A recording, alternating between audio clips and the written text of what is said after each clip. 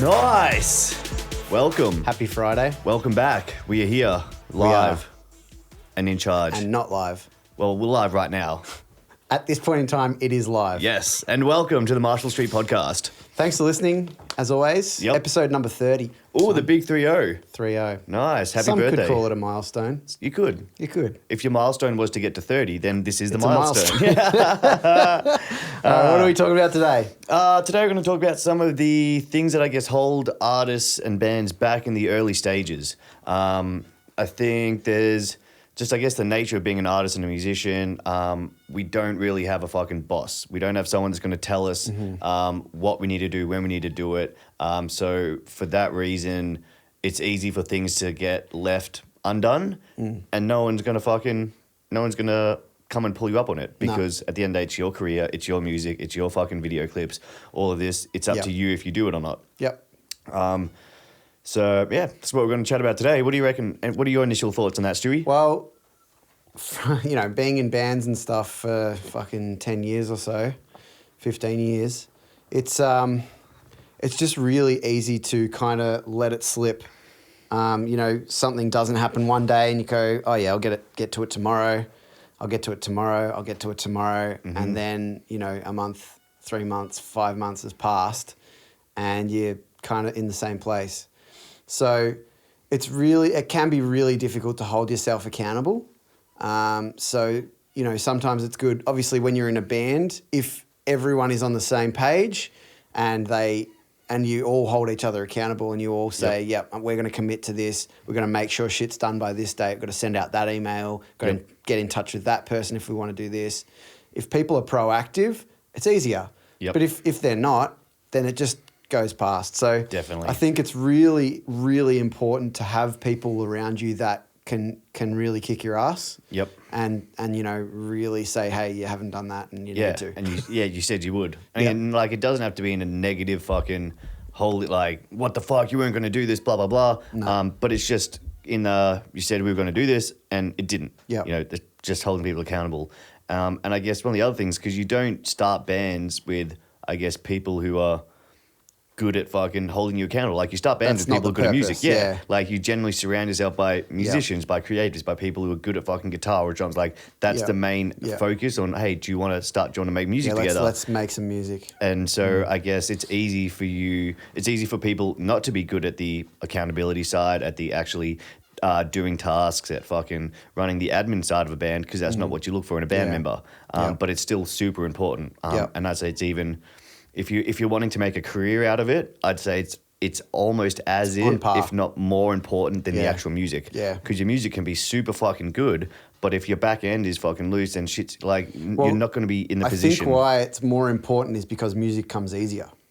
The other stuff comes harder. Yeah. So when things come easier, it doesn't feel like it's work. Yeah. Because the other stuff does. So it's like you have to hold it in higher regard than the music itself. Yep. So that you say, no, this is it important. demands my respect. I fucking need to get this done. Yep. Or 100%. else, you know, the music doesn't mean anything really. Yep. You can just listen to it yourself. And it's similar to like a sporting team with a fucking coach. Like, you know, a team without a coach, individually, you just fucking 8, 10, whatever sport is, 10 athletes on a field doing your own individual thing. But the coach is what brings it together and has direction. It's like, cool, you need to do this. Like, everything They're aware works. of the bigger picture. Yeah. Yep. And they're, especially if you, like, again, this comes back to if you want to make music your full-time career and live off it. Like, there is so much of the back end that has to be right for that bigger picture to actually take place, for you to fucking generate consistent income out of it to pay rent. Yep. Yeah. So we've kind of recognised this and you know, we just wanted to mention early on that we're starting a new program. It's called TMN. And for those listening, it is essentially that. We're building a network of people that are in bands, solo artists, you know, musicians that want to do this for full time and push hard. We're creating a network of people that we're going to have weekly meetings. Yep. And get all the people together once a week to discuss what they've done during that past week. Yep. You know, if they've increased followers, if they've done something specific to, you know, really push themselves in that past week, as well as what they've got coming up. They might have just dropped a release. So it's a great time and opportunity to go, cool, hey guys, I just put a release out on these platforms or on this date. Everyone, if you can go fucking show it some love, show it to people. If you know anyone who's into this sort of music, this type of genre, just let them know about it. Yep. So it's just extending your direct network of people that you're in touch with on a weekly basis. And then I guess some of the other good byproducts of that is by voicing what you want to do as a band, what you want to achieve, what you want to accomplish, there is a room full of other people that are going to hold you accountable. So it's like, cool, say for instance, you're in our band, we want to put out 2 tracks and a clip in the next, in the next 6 weeks. We've got the tracks finished. We're just looking for someone to shoot the clip. You've now voiced that. There's going to be everyone else in the room is going, cool. We now expect that band is going to put out those 2 tracks and a clip. Yep, I'm waiting for it. If it comes to 6 weeks later and nothing's out, it's completely okay, and not in a fucking push negative way, but it's just having a conversation of, cool, what happened? Was there an issue? Was there a bottleneck? Did Where's the breakdown? Yeah, what happened? And there might be a real something real might have happened, in which case it's fine. But I think just having that conversation is good, because at the moment, if you're just doing stuff on your own, that conversation doesn't take place. Yeah. And then I guess the other big perk that comes with it is you get to expose your networks to everyone else in the group. Mm-hmm. So it's a great chance for artists who are just starting out. They might be like, cool, I want a video clip, but I've never done a clip before. Yeah. I have no idea what sort of budget an actual proper clip looks like. I don't know once I've got the clip how to release it so I get the most traction out of this.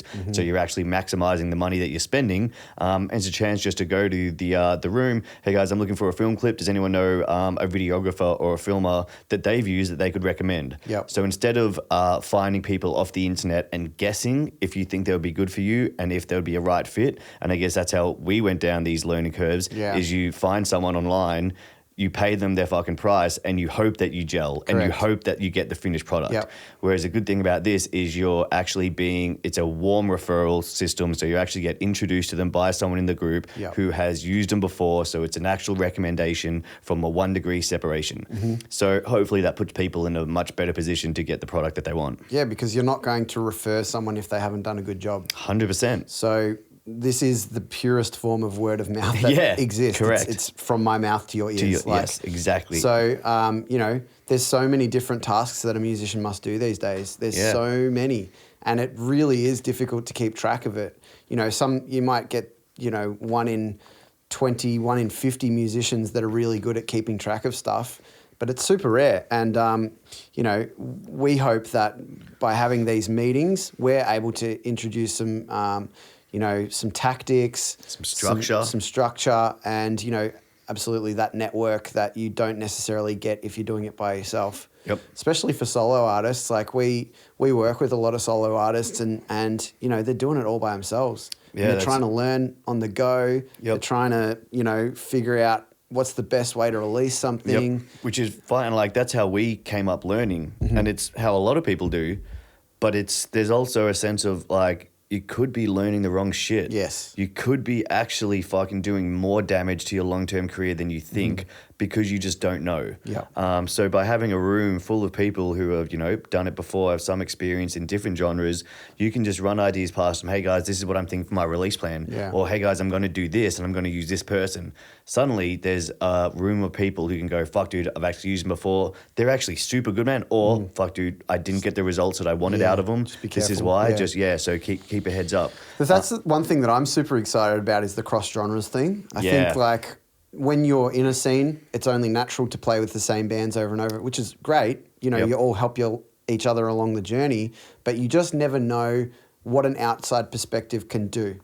You just never know. Someone might be able to hear your song and have listened to different styles of music and be able to suggest something that's super cool that you've just never thought of just because you're not in the hip hop scene or you're not in the metal scene or something like that. It's like, hey, this is what we normally do or this is what we've heard someone else do and it worked for them.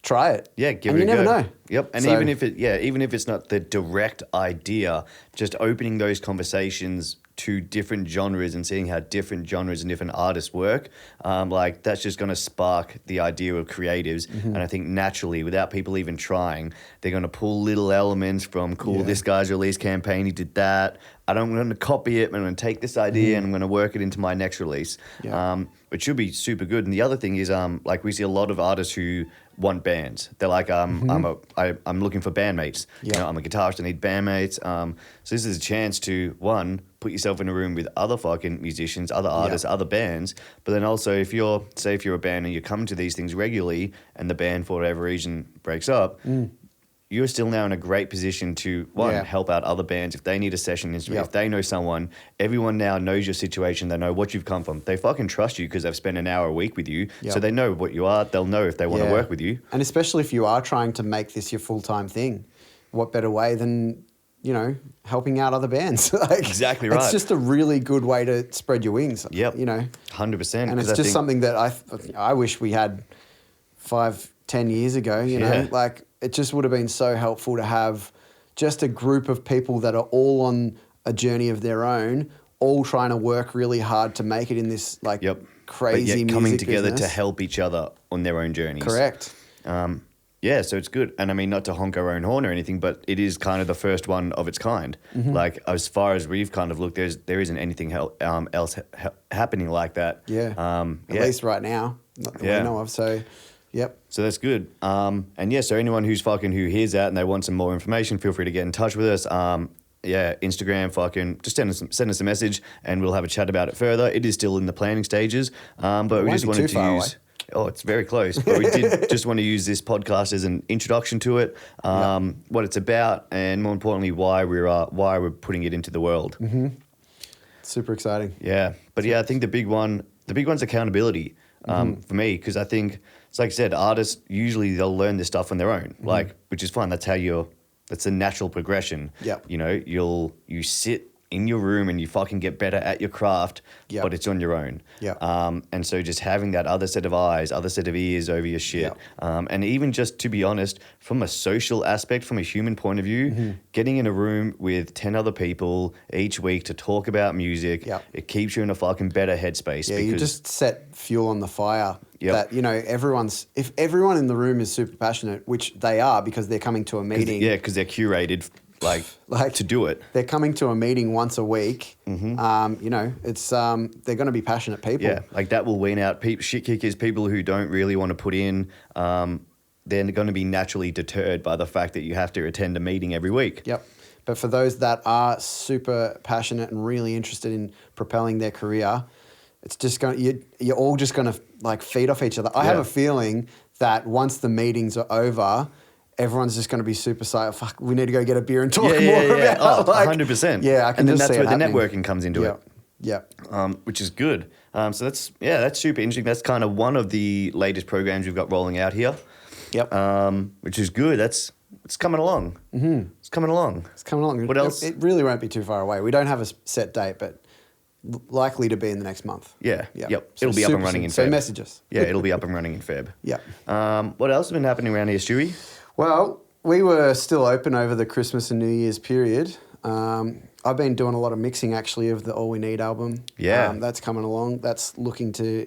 we're finishing recording over the next couple of weeks. Dope. So the mix should be done, and then hopefully it should be out early this year. Fucking sick, and it sounds awesome. It sounds mint. And they played recently with your band as well, Repeat Script. We did. At Whole Lot of Love. Whole Lot of Love bar. Yep. It was a good gig. Yep. It was heaps of fun. It was super hot.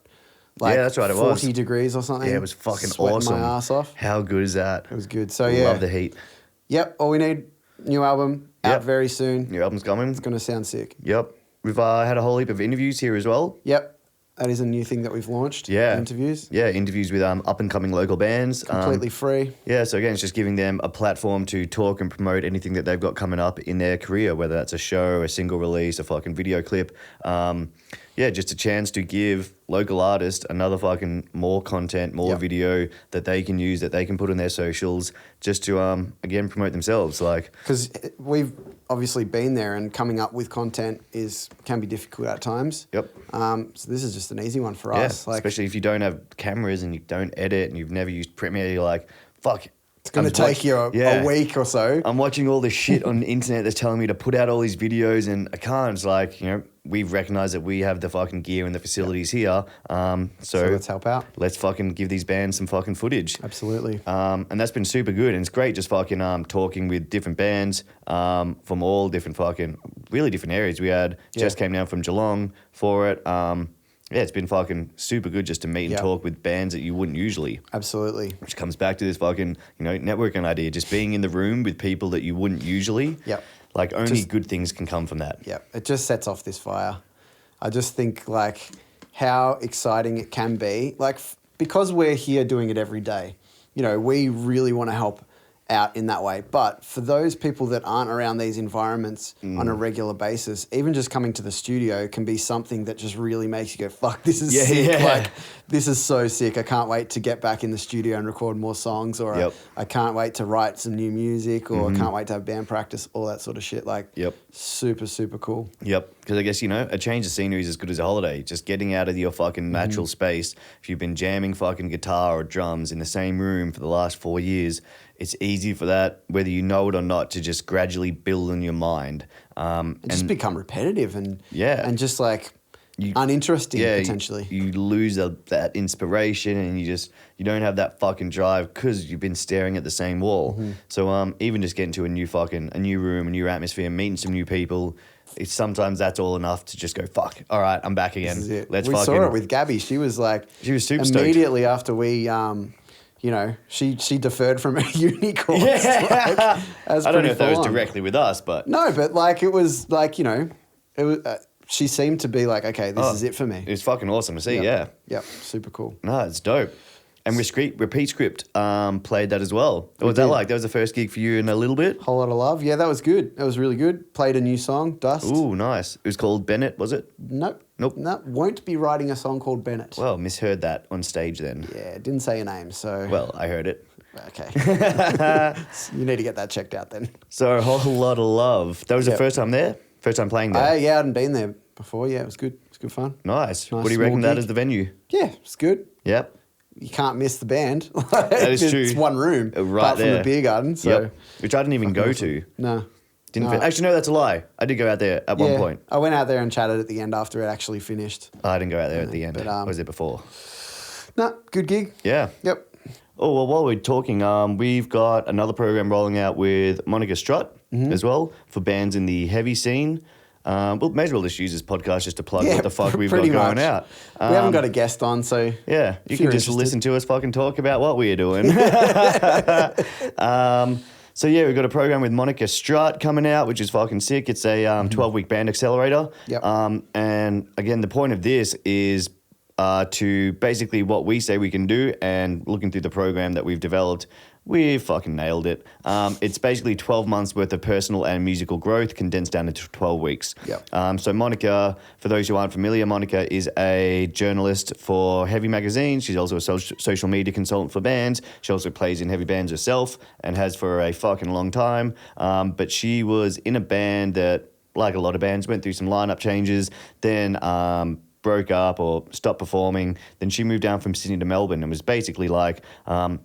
she didn't know if she could go through that whole learning curve again to get a band up and running and all the fucking years and time and everything that it takes. If she could or wanted to do that again. Yeah. And then when she moved down to Melbourne and started working more actively in the industry with Heavy Mag, with a whole heap of the fucking people that she does, she just learned what actually happens. Yeah. And so then that's when her new band, The Last Martyr, they've just fucking been crushing it. And Yeah. they've done super well, The new super single's quick. done heaps of numbers. Yeah, they're crushing it. And then so we came together, and I was in a similar position. So basically, going from DYE to Otis High, there was a whole heap of shit that we learned as DYE that when we went through and rebranded with some new management and everything as Otis High, we could just do shit a lot quicker because we fucking knew what we were doing. Correct, yeah. It was like, sweet, let's get this stupid 6-7 year fucking learning curve out of the way Yeah. so that now we can be efficient at Yeah, what we do. absolutely. So we've basically taken what we have learned in those experiences and built a 12-week program out of it. Yep. You also get, so obviously me and Monica, your two main mentors, we meet with the bands every week.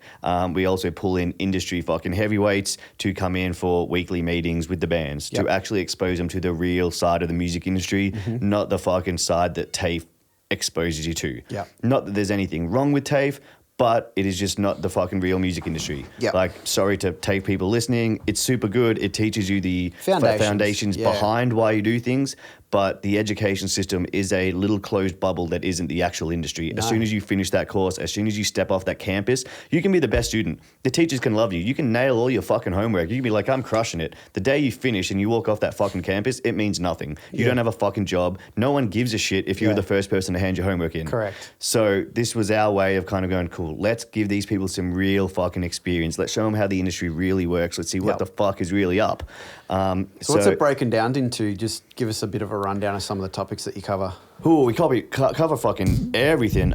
So one of the big things is we start off with planning. So we basically break down the band's 12 months plans. We show them, one, how to plan a year ahead of time, how to actually look 12 months into the future and put together a planned schedule for that. How to break that down quarterly, monthly into actual achievable goals, so that bands know what they're doing week to week, so that in a year they're actually 12 months ahead of where they are, not just hoping that they've done 12 months worth of work. And figuring out how to actually measure that. Yeah, That's how to part of it as quantify well. things. Yeah. Yep, definitely. So how to, the bookkeeping behind it, what documents look like. So the planning is super heavy. Then we go through distribution. So bands, how to actually distribute your music, how to give yourself the best chance of getting a Spotify playlist. How do Spotify playlists work? Who curates them? How do these relationships actually exist on the internet as opposed to what someone's watched a fucking stupid YouTube tutorial for? Hack the Spotify playlists. Then we also go through recording, so prepping for recording. A lot of time recording, all the time. A lot of time recording costs a lot of fucking money if you're getting it done to a good level. If you want it to be out on radio, Spotify at a high fucking quality, costs money. How to put your band in the position to actually get the most out of that recording session, so you're not wasting that money. How to prep for recording. What is pre-production? Do you need it? What is a producer? What does a producer actually do? A lot of people, I guess, like saying some of these buzzwords in the industry without really knowing them. Like, even this just sparked a fucking thought then. I remember back when I was first at school, one of the teachers said, he goes, okay, everyone put your hands up if you know what a compressor is. And fucking the whole class put their hand up. And then he's like, okay, who wants to say what it is? And sure, everyone's like, oh, well, it's because people hear these terms, but they don't really understand what the fuck they do. So I guess what we're trying to do is just clear some of those fucking muddy waters up for people. So cool, what is a producer? How do they work? Does your band need it? A fucking publicity campaign. Do you need a PR agent? Where are you guys at? What do you need to get to where you picture yourself in the next 6, 8, and 12 months? We run through social media schedules, the recording, production side of it, mastering.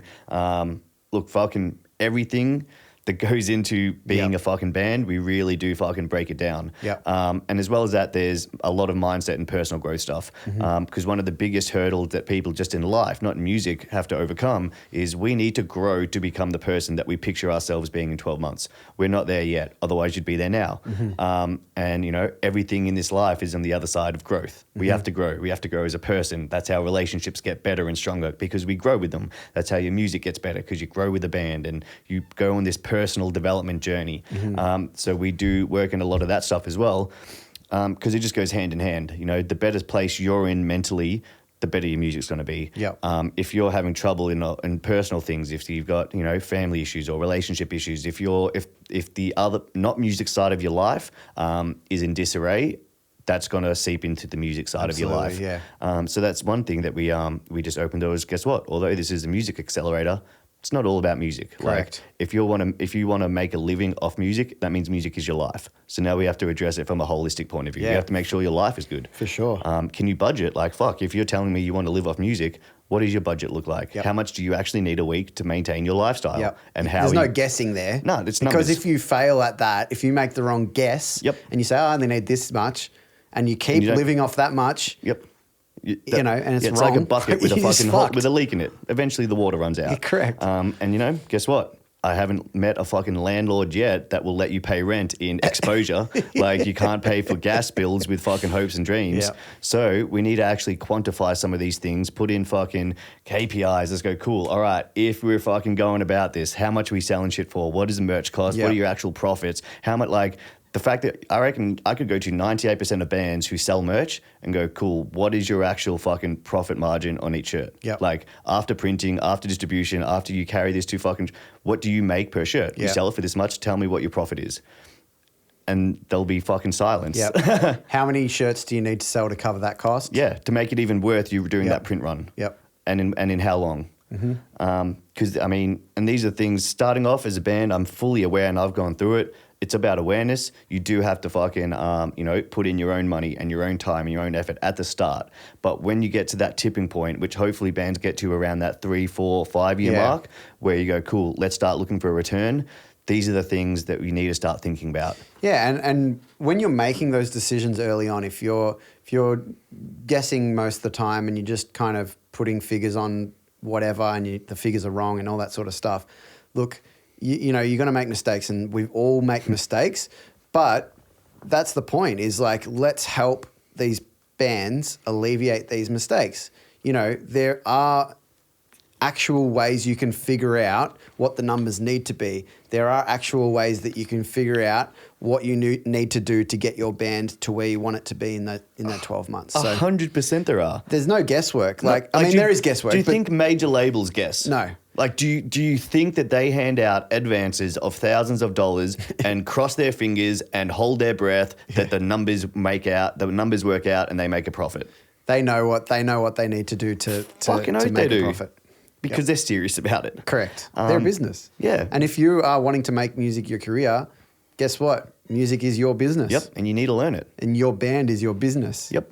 100%. And then not only that, but I guess opening nowadays, as everyone's aware of with the internet and fucking influencers and YouTube and TikTok and Instagram, you can make supplementary income outside of your band. And in a lot of cases, that is a way of more consistent income stream. So even just exposing some people in bands to that avenue, going, cool, this is an option. Because, you never know, especially with a band, you never know what's going to happen in 5 years. Half the band could get married and fucking have kids. Yep. And it's like, cool, are you now homeless because you put all your eggs in that basket? Correct, yeah. Or have you thought about it? Have you gone, cool, well, this band is great, and maybe the band is a fun part of my life where I'm not going to hinge any financial responsibility on that. I'm going to generate my own income so that I'm good, and I'm going to take all the financial stress off myself in the band. Yep. And guess what? You're going to fucking have so much more fun in the band if you do that. Yeah, absolutely. As soon as there's less stress, you're having more fun. You're good. It makes sense. Yep. Awesome. Yeah, so that's the band with Monica Strutt. Band Accelerator. Band Accelerator, yeah. So TMN, the Band Accelerator. Yep. And we're obviously continuing our artist coaching and development courses, not classes. It would be cool if we did it to a whole class. Hello, everyone. It would be cool. That's kind of what these podcasts are. They're a class to the world, aren't they? Could I be a doctor for them? Can we be a professor? Could I be a doctor? Dr. Stu Watts. Beat a professor. Beat professor. Gold. What else is the agenda? Have we spoken about the fucking Beyond the Valley, $80? Well, I wasn't there, so only you can talk about weren't you? this. Well, I was there. And as fucking many people know, $80 and Real Music Crew, Matt and Junior work out of here now. So we were doing media down for Beyond the Valley, covering a lot of the fucking hip-hop acts down there. Skepta, Tyler, the Creator, had a whole heap of interviews, which was fucking sick. And Beyond the Valley was fucking dope. I mean, that festival was run really sick.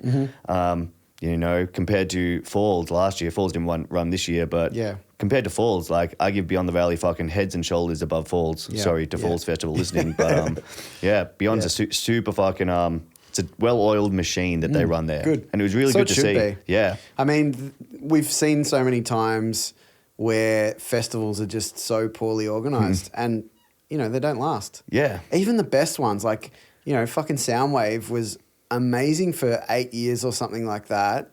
And then it just all went to shit because he stopped paying bands. Okay, if you're a fucking music festival, you need the bands. They're the first thing that you need. There's no bands, there's no festival. Yeah. You've just got a fucking fair. You just got a paddock of people.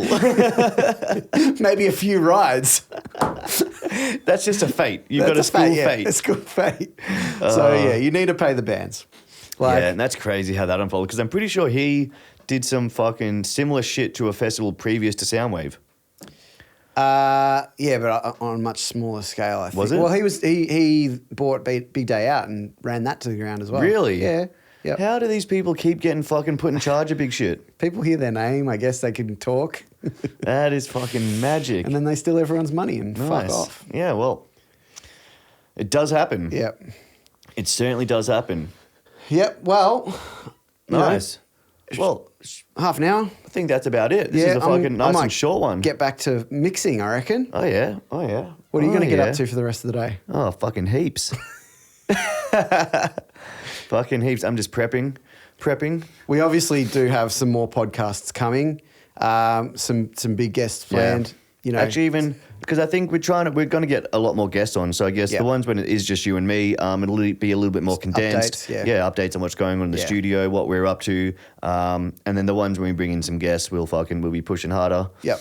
Nice. Yep. Awesome. Well, 2020 is going to be a big year. Oh, 2020 is going to be monster. This is the decade when we fucking take over. Absolutely. You watch that. Everyone can listen back on this in 10 years and be like, fuck, he called it.